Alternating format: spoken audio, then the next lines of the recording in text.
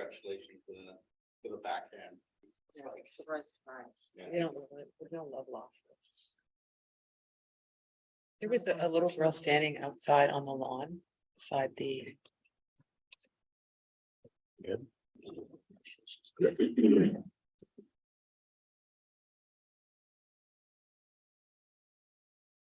All right, good evening, everyone. Welcome to our Shelburne Council meeting for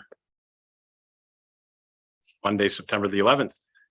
Before we get started with our regular agenda, we are going to go through a rather brief Fiddleville Nonprofit Housing Corporation meeting. Call that meeting to order at 6:31. Quorum is established. Are there any conflicts of interest? Seeing none. Okay, I will turn it over to Trevor, who I believe is joining us virtually to review the Canada Ontario Community Housing Initiative Funding Agreement. Okay, Can you hear us, thank you. Trevor? Yep, can you hear me? Can you hear me? Oh dear. I think I'm still muted. Can you hear me? Yeah, all good. I think there might be a bit, but that's okay. Okay, apologies. Okay, so approximately 2 weeks ago Hear you. tomorrow, the County of Dufferin, can you hear me now?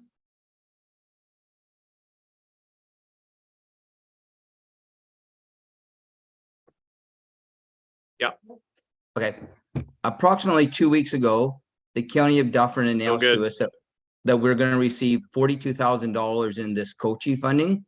The only problem with it is there's a condition that's in this, the attachment, Article 8.1, and it does restrict us a little bit by extending our operating agreement, it says, for an additional 5 years from the time the money's spent.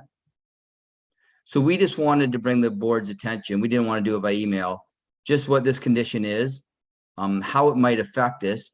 So we had a meeting with Denise and Jennifer, just a discussion meeting. But one of the things that came out is I would like to do a housing 101 at our next board meeting for the new board members, just an overview of our program. But at the end of the day, this COCHI agreement, I'm acceptable of it. I believe the $42,000 is helpful, and we're not bound too much by this additional term of the agreement. It doesn't matter what we choose in the future, but I think the board needs to be aware of it.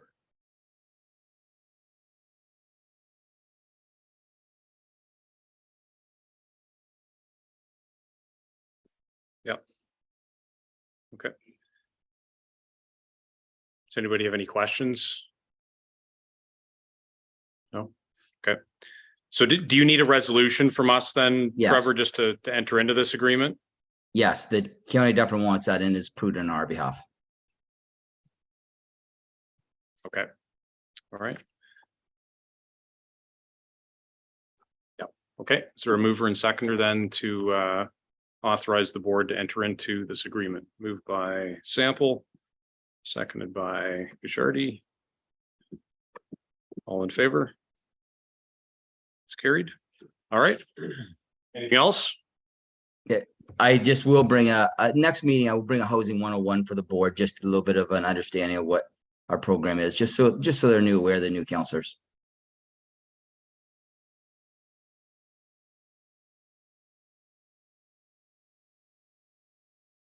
Sounds good.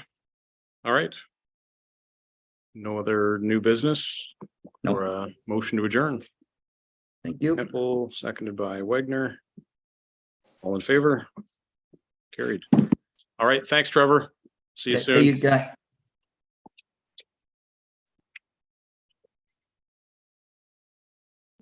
Let me know when you're ready. Thanks.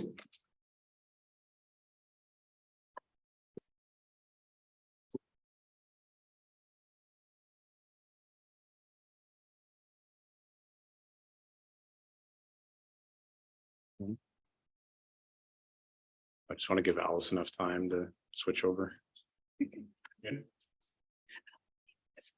Yeah, I can't see over Walter. All right, so we'll call our regular council meeting to order at 6:35, and we will begin with the playing of the national anthem.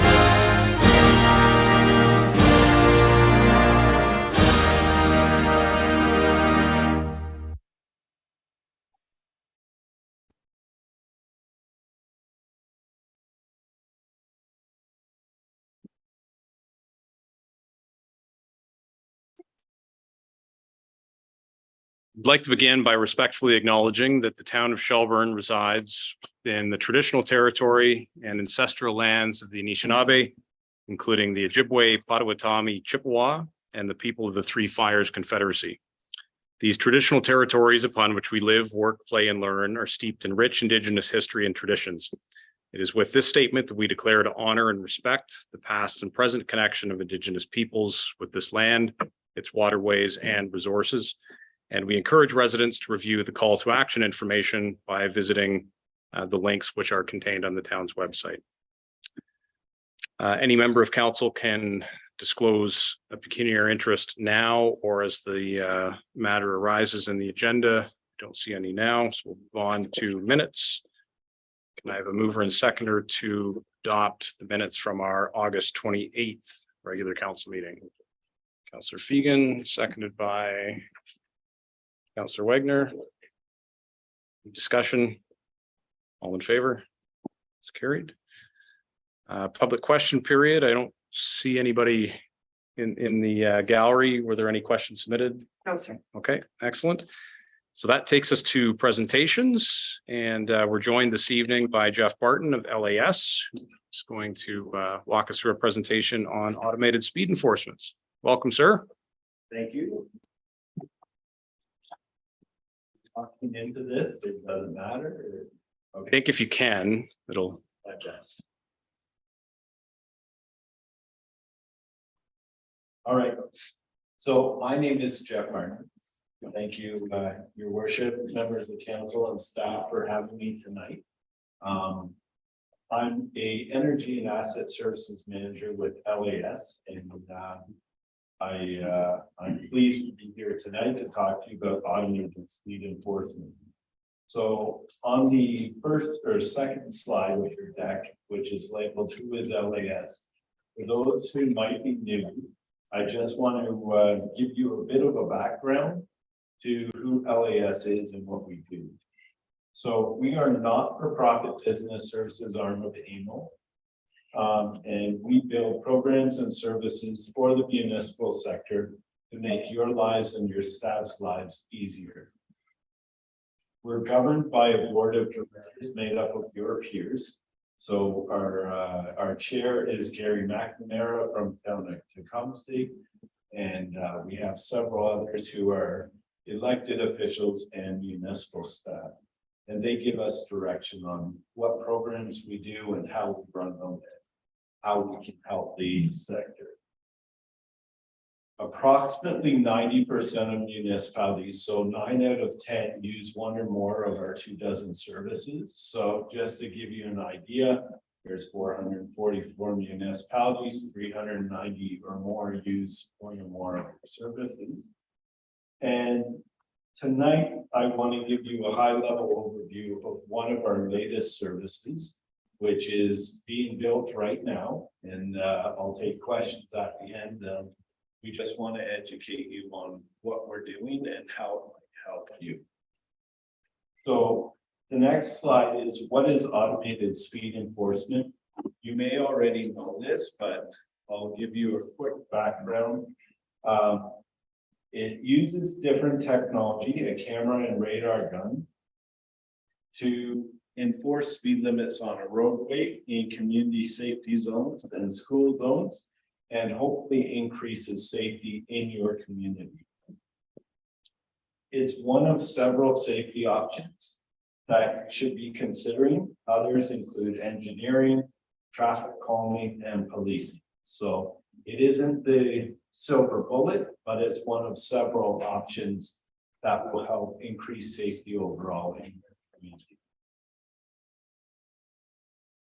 In Ontario, I just want to give you clarification of what it is not as well, because I know there is some misconceptions about what you can do with it in Ontario, and I just want to make sure you're clear on that. So it is not meant to replace your police. We're not here to kick officers off the road. We're not going to catch drug dealers who are driving a car if they're following the speed limit, or even if they're speeding. That's not what this is for. It's not used to live track vehicles or flag blacklisted vehicles to authorities. And it's not used to record videos of vehicles. So for people who are concerned about Big Brother watching and tracking their every movement, this is not what it's for. And it's definitely the last thing you need to understand is it's not a quick way to make money. This is about community safety and keeping your citizens safe. So the next slide shows two regulations which you and your staff should be familiar with if you're making decisions on community, on automated speed enforcement. Regulation 39819 is all the rules and regulations around how to deploy speed enforcement in your communities. And regulation 35522 is about administrative penalties. And I'll talk about that later on in the presentation. I'll get into the difference between administrative penalties and regular fines and how they differ and what the benefits might be. So these two laws form the backbone for automated speed enforcement in Ontario. And they're different than other provinces. And that's important because other provinces, it might be a bit easier to deploy cameras and to work with the court system.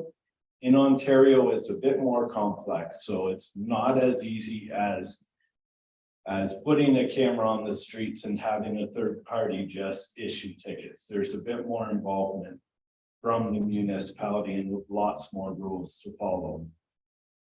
So it is complicated and it's important to review these regulations and adhere to them. We have been told by the MTO that if they are not adhered to, we risk getting our program canceled. So for us, it's extremely important. And for you, I hope it's important as well, because if you deploy cameras and you're not following the rules, you may ruin it for everyone else. So I just want to make sure that I hammer home the importance of the regulations. The next slide, slide number 5, talks about our service framework. And you may be wondering where LAS fits into all of this. We are developing a program open to and affordable for all municipalities. We're trying to simplify it for our members. And we've been directed by our board of directors to investigate this and stand up a program to help municipalities such as yourselves out. So our goal for this program is consistent, transparent, fair, and effective program that complies with all provincial standards. As I mentioned earlier, our focus is on safety and making it easy for municipalities to implement in their communities. It's a similar setup to Toronto, but we are focused on small and mid-sized municipalities where Toronto is serving largely the GTA and large municipalities at the moment. So under our program, we have a camera supply and the back-end software, and that's provided by a service partner that we partnered with called Conduent. And Conduent was selected through a RFP, a competitive RFP process that we've run on your behalf. We did list every municipality in the province as potential participants. So in terms of the procurement aspect, you guys are in compliance and we can share details of that compliance with staff if they require it. So Conduent is our service provider, so they run the overall leasing and the cameras side of things. Last meeting, you had a presentation from a company called Traffic Logics. You may remember that. Traffic Logics is one supplier under our program. And they'll probably end up being our main supplier because they have a really good product that's pole mounted. It goes up out of the way and it's not necessarily as prone to vandalism as other options. So Traffic Logic supplies the equipment. Conduit also has different options for cameras depending on the road and what you need. And under our model, it's a leased camera, so you don't buy it outright, it's leased from Conduit. You would sign a lease agreement, and what that covers is all aspects of operating the camera, including the relocation, maintenance, repairs, calibration, upgrades, any vandalism. And it basically removes all this from the municipality, the liability from the municipality. So you don't need to worry if you have a camera up and it's leased through our program. You don't need to worry if it gets damaged. It will be replaced under the PU. Conduit also provides marketing support. So if you wanted to create a web page, they can provide a map that shows location of cameras. They can provide all the certificates of calibration. The idea is being transparent with your community. The second piece of our framework is violation processing. So you may have read in the news recently, last month, that we have signed a contract with the city of Barrie to be our first processing center. The reason we have done that is because officers must be employed by an Ontario municipality. And so we are not a municipality. AMO is not a municipality, so we were not allowed to employ them. Instead, we partnered with one municipality right now. And those Barrie will employ the officers and they will be trained and designated by the province, especially for automated speed enforcement. And their role will be to review the images, correspond with the MTO, maintain the chain of evidence, which is extremely important when you're laying these kind of charges, and then issue the tickets. The last part of the program of the framework is the adjudication, or how do you want your tickets processed? And this is where the town would come in. You make this decision. You can either use your local court system and issue them the same way you would issue any other traffic ticket or provincial fine, and then they would be fought through the provincial courts, which may be an option for you. The others is through administrative penalties, which I mentioned we'll talk about in very shortly in a couple of slides. Moving on to the next page, I mentioned we've already committed or completed the RFP. So this slide shows where we're at in the development phase. So we completed the RFP, we found our supply partner, we've got the software. It's being set up right now with the forms that are necessary for Ontario, and there's several of them that they're very standardized and they have to be followed to a T. We found our ticket processing partner, which I'll talk about in a sec, and we're running a pilot program. So this pilot program with Barrie, they've got cameras, they're going to be on the streets in less than 10 days. And they will be taking images and will be running tests. They won't be issuing tickets until late November. But in the first couple of months, we're going to be testing the systems, make sure the software works with them, make sure the images are all up to speed and what the MTO requires. And then we'll be rolling out and issuing tickets. So as we grow, then we'll roll out the service in 2024, early 2024 to other municipalities. As we grow, we're going to need additional processing capacity. And that's where you see at the bottom of your slide, something called the Joint Municipal Service Board. Our plan is to convene this board under the Municipal Act. It's allowed. Starting this fall, we're going to start conversations with several municipalities who have already stepped up and said, we will also want to process for your program. We want to collaborate with other municipalities across the province and be part of this program. So our processing center, our board, will be made up of several processing municipalities across Ontario. And the board is going to oversee the activities and act jointly to make decisions for the good of all participating municipalities. So if Shelburne isn't processing, they could join as a participating municipality, and that board would oversee what the processing center does and give us feedback how the program can be improved. Our goal for this board is to provide consistency across Ontario and develop replicable processes. I want to touch on cost to participate while we're on that slide. I mentioned that it's modeled after Toronto's program.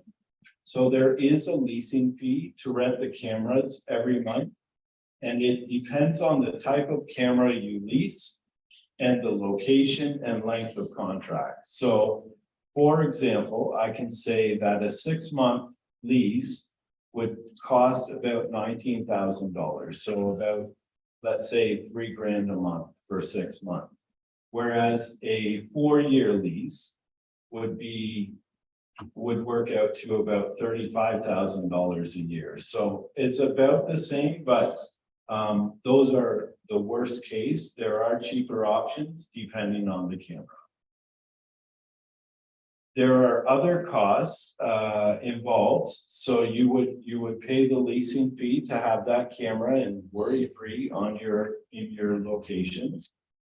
And then there's a processing fee which covers the costs of the officers at the processing center.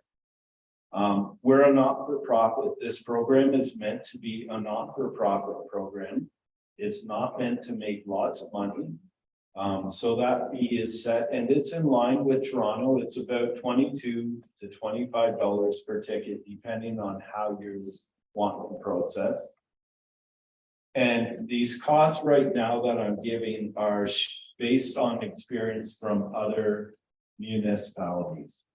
So these are subject to change following the pilot. Once we learn how many tickets an officer can actually process, we've estimated right now based on what Toronto can do, but we want to confirm those numbers before we roll it out and firm them up. There's signage available as well, and you can relocate the cameras for additional costs. So if you have one camera and several sites, you can relocate it around every few months. So the outcome of this will be a turnkey solution with everything you need to get started. And right now we have 70 municipalities who have expressed interest in our program, including Shelburne. And I wanted to share that 38, so over half of them are under a 20,000 population. So you can see there's a lot of interest from small municipalities in this program, and we want to make sure we're doing it right. So we've sent out an email to those 70, and we've received responses back from a dozen or more of them. And we're going through those responses to see who's ready, how many cameras, how many tickets, so that we can make sure we have the capacity to bring you on when we bring you on, and so that you're not disappointed in our service. So we want to make sure we get it right and we're walking before we run. So that's why it's taking a bit longer than we would like it to, but it needs to be done right. So the last slide I wanted to talk to you about was that administrative penalties. That's regulation 355.22. So I want to touch on the basics of APs, administrative penalties, and how they compare to the traditional POA system for a moment. So they are very similar to the administrative monetary penalties that you might be using to enforce municipal bylaws. But administrative penalties, APs, as opposed to AMs, APs are for provincial offenses. not bylaws. What they do, they take the burden off the local provincial offense court and it transfers that burden to the municipality. So there is, it frees up the courts to focus on more serious matters. You need to then deal with the, if there's any challenges to the tickets, which if we do the program right, people will realize that there's no sense fighting the ticket because it's very sound evidence process and they were caught red-handed. So hopefully they don't challenge. So the tickets under an AP system are known as a penalty notice, and this is sent to the registered owner of the vehicle. And Ontario Traffic Council, you may have heard of that, they have a working group, and they're working on the forms right now. So this is very much a new program. No one's really implemented it in Ontario yet, the AP system. So we're learning as we go, and we're working with our peers across the province to make sure we're being consistent. Any appeals, as I mentioned, are handled by municipal staff. And we expect generally lower levels of appeal because there's no points involved on your ticket, on your license, and there's no effect on your insurance from these kind of tickets. The result, though, the benefit is it's shorter overall timeframes to get to an end result. So there's one appeal and once that's done, it's done. The decision is final. You pay the ticket. If you don't want to pay the ticket, it goes to the Minister of Attorney General, who will then do the collections. If they can't collect, they'll cancel your plate. So very straightforward, very simple, and working with the province every step of the way. Existing municipal staff can be appointed as screening officers. So the ones who hear the appeal can be existing staff. So if you have a bylaw officer or another staff member who's good with challenges or dealing with upset people, that person may be able to handle the appeals. And then if the person is not happy, the person who got the ticket is still not happy, it will go to a hearing officer. And that is a designated provincial offenses officer who is also employed by the municipality. LAS is currently working to see if we can take that burden, the appeals burden, off the municipality under our joint processing center. So we're working with the MTO and MAG to figure that out. Again, it's a very new program, so we're working out all the kinks and working with the province as we go.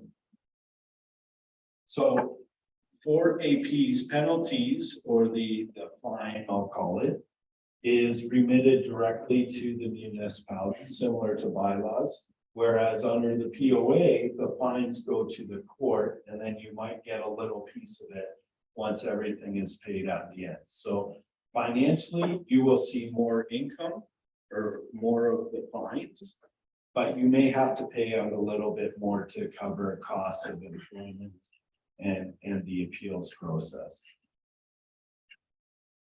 So it's not necessarily a big money maker under APs. It does alleviate the burden on the courts, but it puts the burden on the municipality.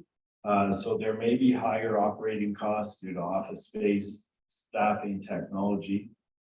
The other thing you need to consider is that this will require a case management system, just like the provincial court has its own case management system. So we're working on setting that up as well, that a municipality can use ours. And it will require additional bylaws to be passed by the municipality, and that's something that we would hope to provide templates for. Should a municipality join our program, we give a nice little package with all the bylaws, all the policies that you would. So with that being said, I've come to the end of my presentation, so maybe I'll ask Mr. Mayor if there are any questions. Then I'd be happy to take them now. Thanks, Jeff. Questions, Councilor Bernardo? How long do you think before your program rolls out? Between the pilot and time frame of rolling out, like, how long are we looking at, a year and a half before the pilot is done and you're able to roll it beyond that? So our goal, through you, Mr. Mayor, our goal is to run the pilot this year, finish it up at the end of this year. And then while we're running that pilot, we're gonna start onboarding and working with municipalities who want to join and that we have capacity for. In early 2024, we will be hiring additional officers and ramping up at Barrie. We'll also be adding additional processing centers. So I would say that early to mid 2024, we'd be able to start accepting several municipalities. And that's what that readiness survey that was sent out to staff is meant to do. It's meant to tell us, do you have community safety zones? Did you do your tracker studies? How many cameras do you want? So that we know when we get a municipality who's interested, they're serious about this and they're ready to go. So, sorry, speaking on the capacity, right now, how much capacity do you figure? Like you mentioned, you had quite a few municipalities were already saying we want in. Yeah, Of those municipalities, have you the capacity for all of them at this point? no, not by a long shot. Not by a long shot. No, so we have capacity with 2 officers. I estimate right now we could do up to 10 cameras. So 5 cameras per officer. That's assuming each camera generates 5,000 tickets a year. We have one municipality that has expressed interest at one location. They're saying it's over 50,000 tickets a year. So that's 2 officers for 1 camera. So you can see it's a bit of a juggling act to figure out how much can our officers handle versus how many tickets are we expecting. So it's not a straight one officer does 5 cameras, 2 officers might do 1 if the volume is high enough. And my final question, there's a difference between a camera that's located strictly on one street. Who does the moving of the cameras around? That would be through Conduit, our service provider. So they're fully responsible for the camera. They will move it, they will set it up, make sure it's calibrated properly. If it breaks down or the batteries die or the solar panels stop, if it stops working for whatever reason, they're monitoring it. And they have a service agreement with the municipalities such as Shelburne that they would be required to come out and remedy whatever the situation is. So to follow up on that particular question, if we have 3 or 4 different streets that have issues and we want to move them between one street and the other, we have to call that service provider to move them. Like you don't want them set up consistently on the one street. Right. Yeah, okay. That's what I was getting at. Yeah, so they would come, you would need to put out warning signage and they can take care of that. There's the 90-day warning sign. So we recommend don't move them every week or every month. No. That gets very confusing. Yeah. But if you want to move them every 3 months, they can come out, put the signs up at the new location and move the camera the following rotation. Okay. Thank you. Anybody else? Councilor Richardi? So just to follow up with Councilor Bernardo's question, in terms of fee structure, Conduit is going to bill the town separately. Yeah. For the lease of the camera. No, I understand that, but is there an additional charge when moving and servicing? Yeah. Okay, so There would be. it's not just a flat fee. It's nominal. It's to cover the cost of sending out the electrician. If we need a bucket truck to go up on the pole and set it up properly. Okay, so that's additional to the lease. That's correct. Okay.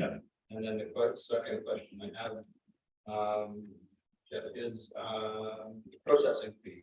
Yeah. You cited, $22 a ticket. Yeah. Okay, if there are no tickets that month, is there a flat fee that, like, is there a minimum threshold that we have to pay for? If they don't process any tickets, Yeah. there's no. There's no, cost. okay, so it's not, there's not a, Yeah, so if no Not a one's threshold. speeding, yeah, you're renting a camera. And you're not getting any revenues from the fines, right? Right. So ideally, that's where we go to, and that's why I said this may not be a moneymaker. It may be that you solve the speeding problem just by putting a camera up, and then no one speeds. right, well, that's kind of cool. Yeah. So then you're paying the lease on a camera, which you're not getting revenue to pay back.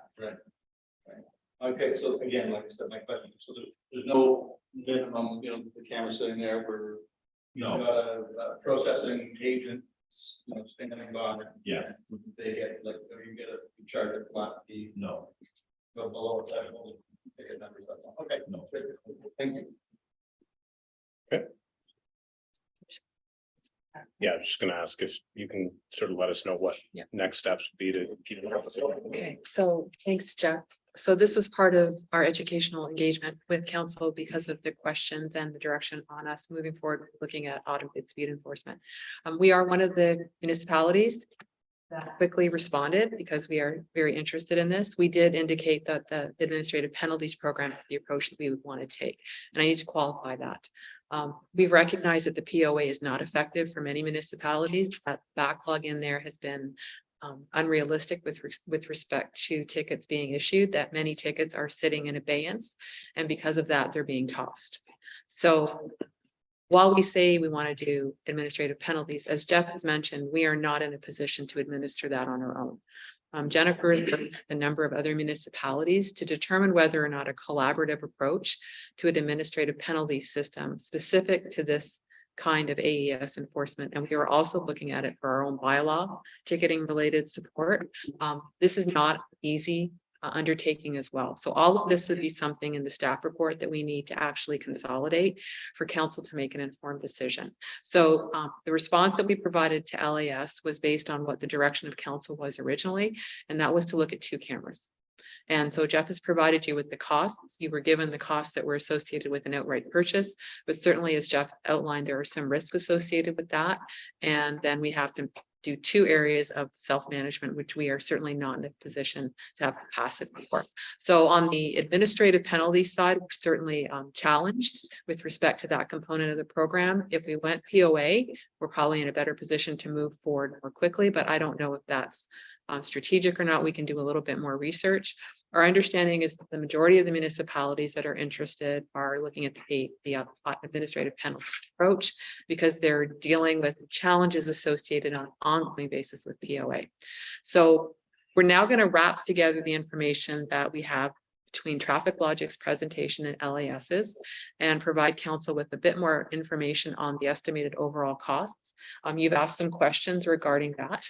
And certainly I think, as Jeff has mentioned, and I think this has been emphasized that the AMO presentation as well that you did, is that there's 2 areas of risk for this. A, it's not a money maker.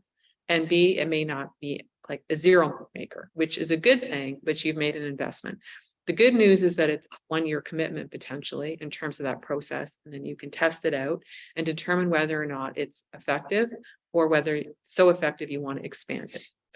As Jeff mentioned too, one of the limitations currently, and unless the province adjusts, is that it's limited to community safety zone. Now, there has been requests that it be expanded to all regular roads, including those at 80 kilometers, so that would actually address more of our colleague municipalities because all of the roads within the town of Shelburne are 50 or 40.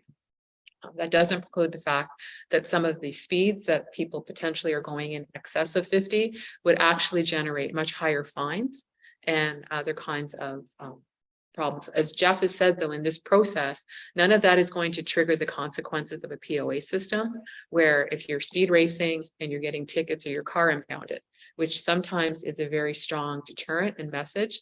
We're all familiar with the updates that the OPP just gave us over the long weekend and the tragedy of loss of life due to the way people drive and their complete disrespect for understanding that it's important to go the speed limit. So that's it in a nutshell. In terms of timing, we're just going to leave a little bit more time to walk through this. And I'm going to be honest, if we had to start early 2024, we would not be there with an administrative penalty system until the LAS team develops that support mechanism that we could purchase and participate in.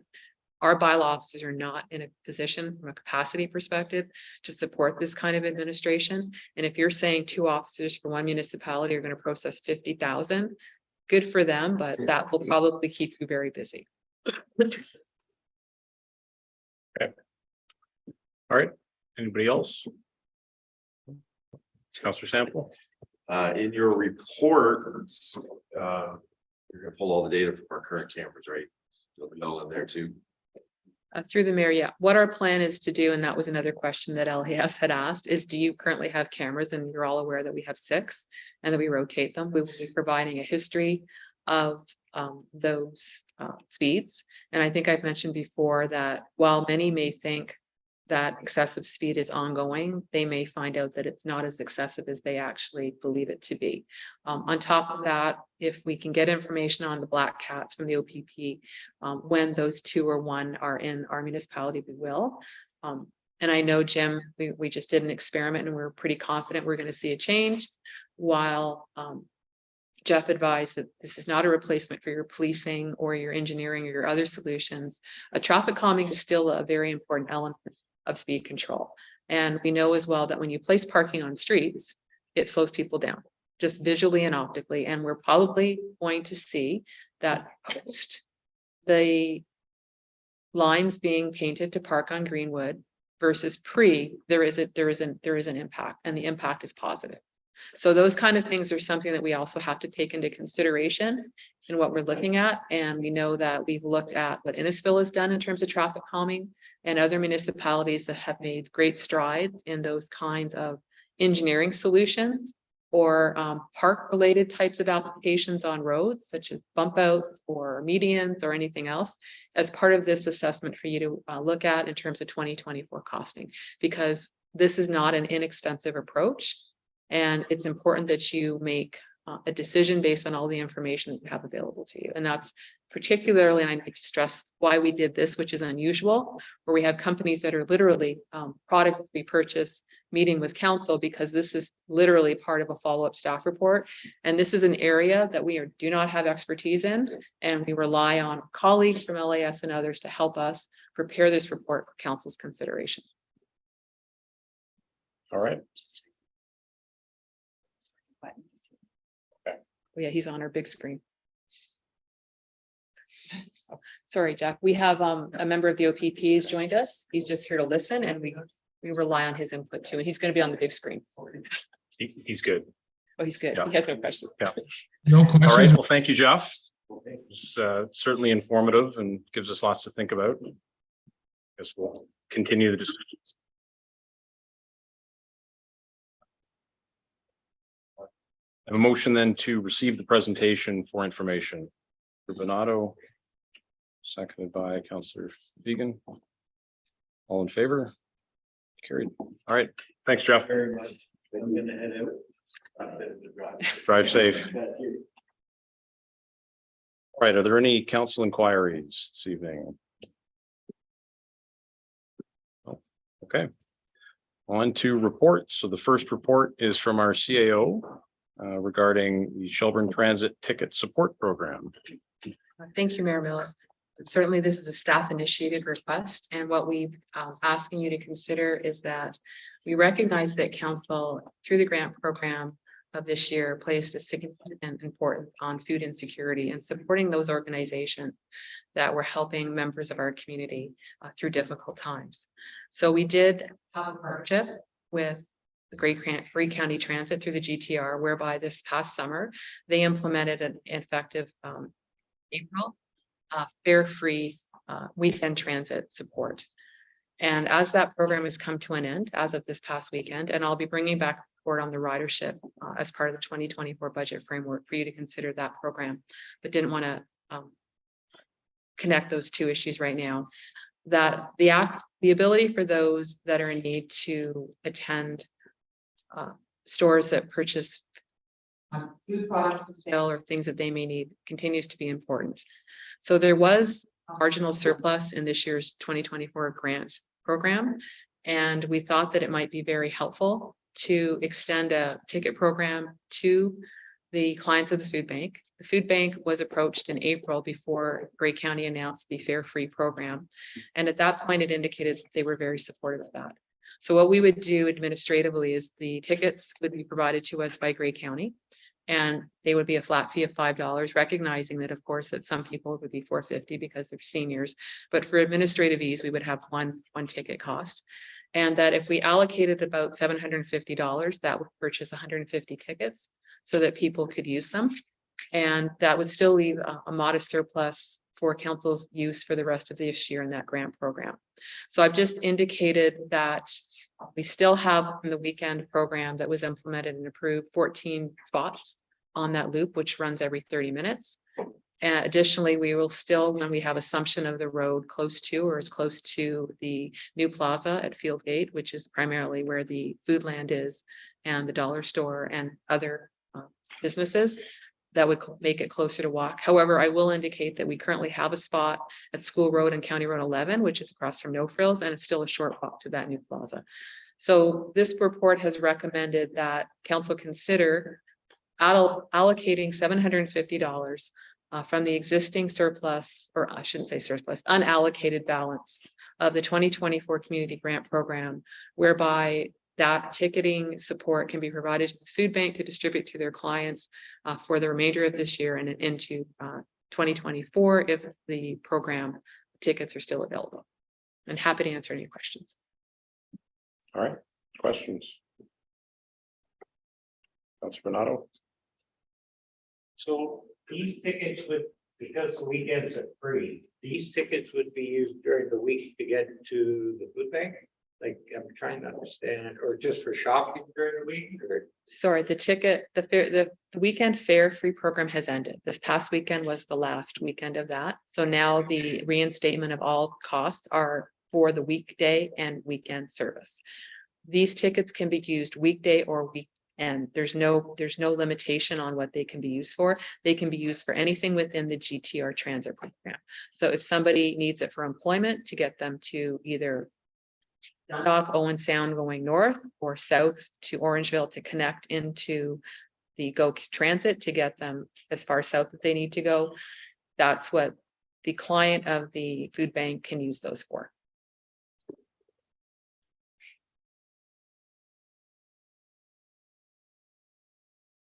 All right.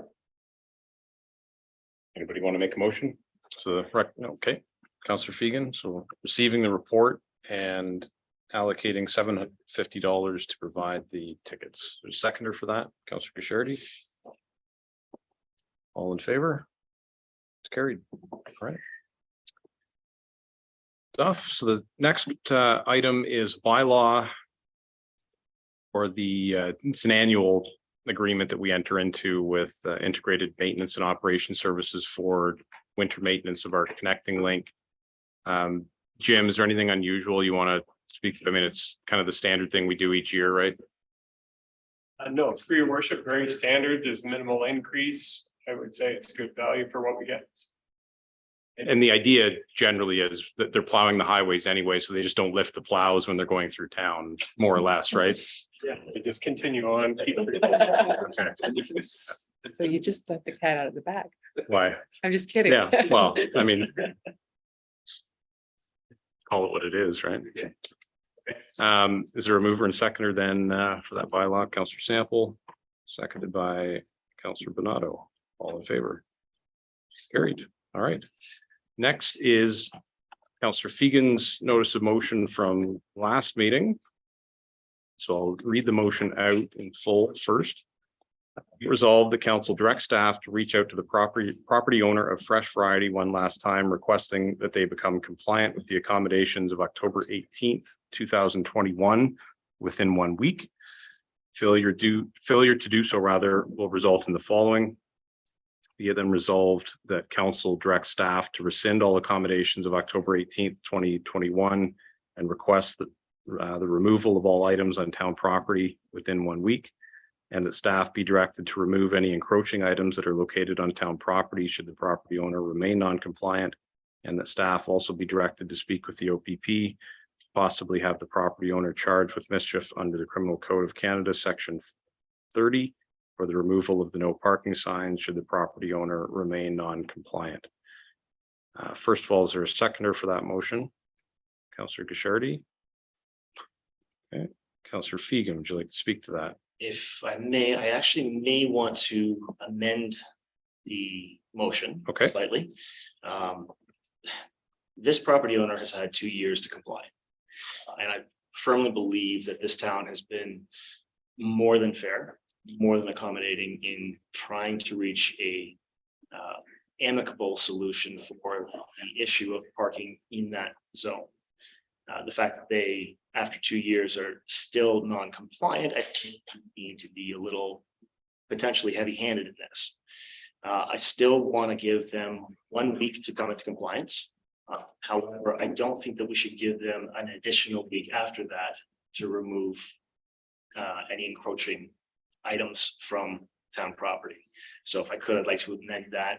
I don't know, what do you guys think? It's fair, 3 days potentially, instead of an additional week to remove items from the property. If they do not remove the items from the property, then direct staff that give staff the authority to remove the items from the property for them. And additionally, that staff speak with the OPP at the same time. Any thoughts from staff on what might be appropriate? Well, if we could just map out timing, so if it's a council meeting, 1 week would be the next day would be Tuesday. So then Tuesday would take us to the following Tuesday, which means this would be implementable as of Friday potentially. So we just, the following Friday, so that's fine. Timing wise, that aligns. When it falls on a weekend, it's a little bit more challenging. Sure. I mean, that second part, so I think it's the part where it says, be it then resolved, the council directs staff to rescind all accommodations of October 18th and request the removal of all items on town property within 1 week.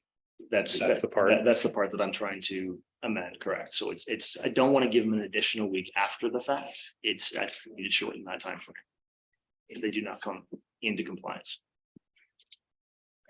Yeah, I mean, one suggestion is that we don't say anything, just removal of all items on town property or forthwith. You know, and then I think that gives our staff a little bit of flexibility just in terms of how they handle it. Sure. I'm comfortable with that. Are you okay with that as seconder? Okay. So that will now read, be it then resolved, the council directs staff to rescind all accommodations of October 18th, 2021 and request the removal of all items on town property forthwith.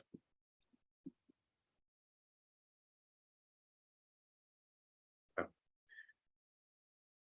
Do you want to add any other commentary on it or? Like I said, this has been an ongoing issue. I live in that neighborhood and a lot of my neighbors have expressed a lot of concerns in that zone quite consistently over multiple years. It's part of the reason why I brought the original motion forward to put the no parking signs there. It still continues to be an issue and continues to become a growing concern as we've seen all kinds of cars coming from Owen Sound Street flying around the corner. And when you've got people parking illegally, it really becomes a dangerous corner. So this is, again, as I stated, when I brought the original motion forward, I want to be proactive to this rather than wait for something to happen for us to react to. Okay. Councillor Ghishardi, seconder, do you have any comments you want to add? No, not at this time. Can staff just remind me that, so the October 18th, 2021 accommodations that we're referring to here, can you just remind me what those were? Sure, through Mayor Mills, it was that there would be a compromise approach whereby there would be the ability to encroach with the provision of insurance and then an agreement be signed. And there were numerous attempts to have that commitment honored and enforced, and none of the response, received no response. Additionally, the no parking signs as per the compromise position, not once, but twice, but even maybe 3 times, shortly after staff installed them, disappeared. So we ceased doing that because of those removals and made it evident or made council aware of the challenges we were facing. And then with your continual input, recommended that potentially that the original staff recommendation that didn't have a compromise approach would be something that you would potentially wish to review and provide appropriate direction to council or through council to staff, which is where we are tonight. So those 2 elements were critical to council's direction, which is what staff characterized as the compromise. The original staff recommendation had recommended what is being done now, which is no encroachment and no parking, and that would alleviate some of the sightline concerns and also address what a planning issue as well. Okay. So again, just to summarize, under the compromise which council adopted in October of 2021, the notion was we were going to allow the encroachment to continue, provided the property owner provide insurance and sign an encroachment agreement. And despite attempts on the town's part, neither one of those have been provided. And Okay. the director could probably confirm that those requests were provided by not only regular mail, but also registered mail. Hand delivered, emailed on several occasions. No reply whatsoever or a negative reply. No reply whatsoever. Okay. Including the hand delivery. Okay. All right. So I guess it might be a bit of a cliche, but compromise only works, I guess, if both sides are willing to act in good faith and work together towards that compromise. So if not, I guess this is where we end up. Okay. Okay, so we do have a motion on the floor. It's been seconded. Are there any additional comments or questions, Councillor Sample? So there are mail boxes in that area too. So are we looking at relocating those to a different area because there's people already stopping to get their mail in that area too, that are stopping on that side. So I don't think it's all fresh variety. I think it's a number of things. So The issue I think becomes that there is a parking skirt right in front of that business and that was designed to be used for either parking for his business or for the mailboxes. The encroachment that the property owner has decided to use goes out over that parking skirt. So it's eliminated those parking spaces that the town provided, which has forced people to park illegally on the street. So if this motion passes, basically the encroachment that covers that parking skirt will be removed. So those parking spaces will then be available for people to park in. Not only customers, but I guess people who need to access the mailboxes.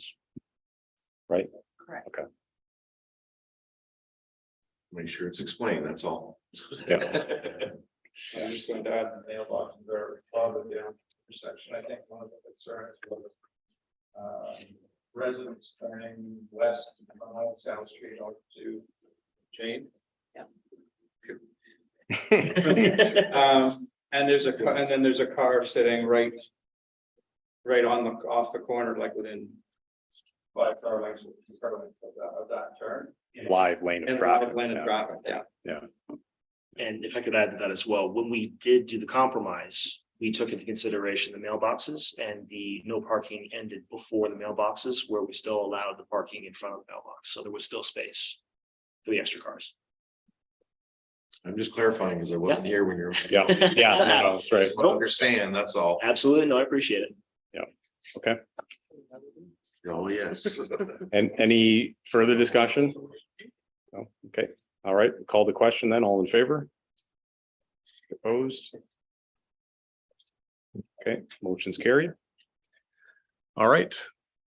Next item is Councillor Benato's notice of motion, which I think, we can probably deal with without actually having to go through the motion. So if you're okay, Councillor Benato, I'll ask Denise to provide some background. If I can. Sure. Because, thank you Denise for the email. notifying us of the 2020 fact that it had already been brought up by me once before. And yes, I'm gonna withdraw this motion completely. There's no point in it. I've already done it in 2020. I'm just repeating myself by the sounds of things, so maybe it's my age or what, I'm not sure. So there's no point, like you said, discussion. We know we've done it. We're just waiting for the staff report and for whatever other information we get. I don't think it was a waste of time though, because I think it twigged everybody's memory. I mean, mine included. I knew we had discussed it at one point. Yeah. Pre-COVID, but like a lot of things that happened before that sort of got sidetracked. So Denise, do you want to sort of bring us up to speed as to where things are at and what we do to move it forward? Certainly. Well, Councilor Bernardo, thank you for actually bringing it up because it was something that had completely fallen through the cracks.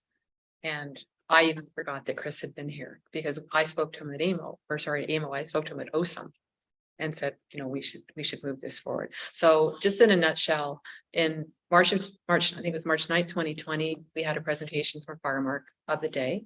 And council at that point had provided direction that we would proceed with participating in the program. What didn't happen was the staff report. And that was responsibility of me. And I was working with the then fire chief who was then gone. And then we had COVID.